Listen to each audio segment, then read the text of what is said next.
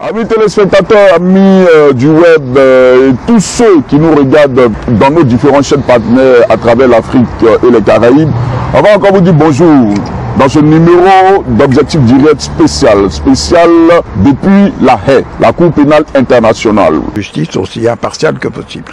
Oui, maître, la question que je voulais poser, vous êtes avocat de l'État de Côte d'Ivoire. Où en sont les autres procédures, évidemment, en ce qui concerne le cas de Simone Gbagbo et tous les autres prisonniers politiques, les prisonniers de la prise post-électorale. Ça fait quand même 3 ans qu'ils sont détenus sans jugement.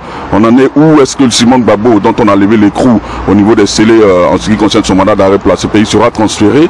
Est-ce que les prisonniers seront jugés? Est-ce que judiciairement on ira vers une réconciliation en Côte d'Ivoire après avoir tué les soins?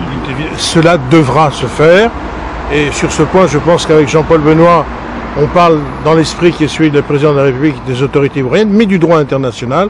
Les personnes doivent être jugées dans un délai de temps raisonnable, c'est-à-dire qu'à un moment donné, il faut décider de prendre une décision. Soit les personnes sont jugées, soit on abandonne les charges contre elles, soit on décide qu'elles sont jugées dans une juridiction en Côte d'Ivoire, soit dans une juridiction internationale. Mais en effet, il faut prendre une décision et en tant que juriste, on ne peut effectivement que souscrire à cela. Les décisions doivent être prises. Que faites-vous pour cela? Nous ne faisons que nous le disons. Voilà. Nous disons exactement ce que nous venons de vous dire et je pense que nous n'avons rien d'autre à dire. C'est le droit international, c'est le droit fondamental des droits de l'homme. Les autorités ivoiriennes, les autorités judiciaires ivoiriennes et la Cour pénale internationale. Mais de toute façon, il faut que Mme Gbagbo soit jugée. Si elle n'est pas jugée, elle ne peut pas rester en détention indéfiniment. Il faut à un moment donné trouver une solution. C'est évident. C'est le droit que je vous dis. Et aucune autre voie n'est possible. Je vous remercie.